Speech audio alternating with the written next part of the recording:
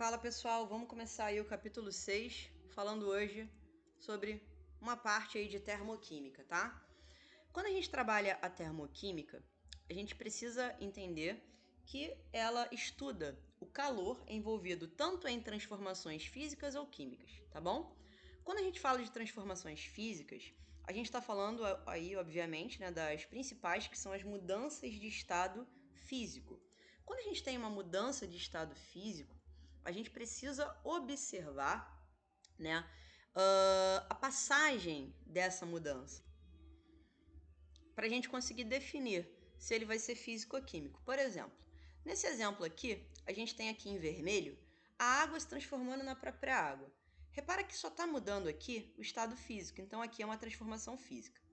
Já do vermelho para o azul, eu tenho a alteração de um reagente, né, que é a água, de um composto, se transformando em outros dois diferentes. Então aqui já é uma transformação química. Isso diferencia um do outro, tá? E falando de mudança de estado físico, a gente já viu isso no primeiro ano. A gente tem esses nomes aí para as mudanças. E agora o mais importante aqui é entender como é que o calor ele atua nessas alterações. A gente sabe que para mexer nos estados físicos a gente precisa mexer na temperatura, tudo bem? E para mexer na temperatura aí a gente precisa esquentar ou tirar a temperatura, deixar mais frio.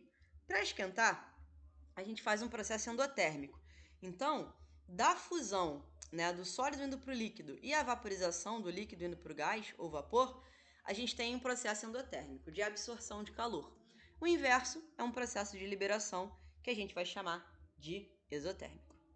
Bom, processos químicos a gente já viu, né, que é um processo que onde eu tenho a formação de novos compostos, né, e eles se evidenciam aí nas reações químicas. A termoquímica, propriamente dita, ela vai pegar o calor dentro dessas reações. É isso que a gente vai avaliar a partir de agora. Aqui eu tenho uma equação, né? E eu percebo que ela tem um ΔH. Quando a gente trabalha, aqui eu não falei, né? A gente chama o calor, a gente representa o calor ou a energia por H, tá? E quando a gente fala do calor da reação inteira, aí é o ΔH, que é a variação da entalpia dessa reação, tá bom?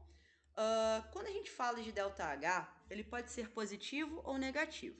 O ΔH positivo, ele é aquele que é endotérmico e absorve calor. O negativo é exotérmico e libera. Bom, vamos observar como é que isso pode aparecer de outras formas aí para você. Quando eu tenho uma equação e é fornecido o ΔH do lado de fora, basta eu observar se ele é negativo ou positivo. Se for negativo, ele é exo. Se for positivo, ele é endo. Agora, se eu entrego para você o calor dentro da equação, tipo aqui e tipo aqui, eu preciso perceber se ele está nos reagentes ou nos produtos. E esse mais, ele não indica o valor do calor. Ele é só um mais que separa os compostos dentro da equação. Então, na verdade, esse endotérmico está colocado aqui no de cima porque o calor está nos reagentes, o que dá a ideia de absorção. E aqui, o exotérmico está colocado na de baixo porque o calor ele sai nos produtos, o que dá a ideia de liberação.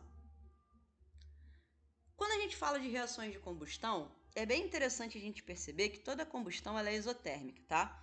Combustão, que é sinônimo de queima, de somar oxigênio, e que totalmente, quando a combustão ela é total, quando ela acontece de modo completo, eu tenho liberação de CO2 e água, e parcial, CO e água. Bom, aqui é só uma exemplificação disso, né? Uma combustão sendo exotérmica. Agora a gente vai trabalhar a ideia dos cálculos de entalpia. São 3, então a gente vai ver hoje o primeiro, que é a entalpia de formação. Quando a gente trabalha a entalpia de formação, a fórmula que a gente usa para calcular a variação de entalpia da reação inteira é entalpia do produto menos entalpia do reagente. Então, HP menos HR. Quando a gente tem uma substância simples dentro da nossa equação, a gente tem que entender que o valor dela é zero. Isso aqui é bem importante, tá? Porque às vezes a questão não dá para você, você pode ficar meio confuso. Mas é só você lembrar que a entalpia de substância simples é sempre zero. Vamos pegar um exemplo para a gente fazer. Qual é a variação de entalpia da reação abaixo? Repara que os dados eles te dão as entalpias de formação. Quando ele dá o HFzinho, é entalpia de formação, tá? Então ele te deu para o NH3, para o HBr e para o NH4Br. Para a gente calcular o ΔH, é produto menos reagente.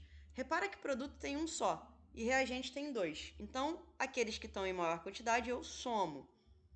Então, eu fico com produto menos 270,8 e reagente 82,2. Ambos negativos, eu preservo aqui os sinais.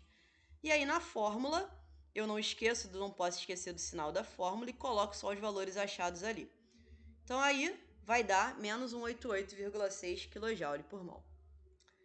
Bom, quando a gente trabalha gráfico, é bem importante a gente perceber que o gráfico pode subir ou descer, tá? Então, aqui o gráfico sobe e, nesse caso, o gráfico desce. Quando o gráfico subir, ele está ganhando energia, então ele é endotérmico. Quando descer, ele está perdendo, então ele é exo. Quando a gente pega uma questão como essa, e a gente precisa escrever, por exemplo, a reação em questão, a gente não pode esquecer que sempre, deixa eu voltar, aqueles que estão perto aqui do eixo, eles são os reagentes, que depois de um tempo formarão os produtos, que é sempre quem está mais afastado. Então, nesse caso, reagente e produto. Para escrever essa equação é bem simples, fica dessa forma.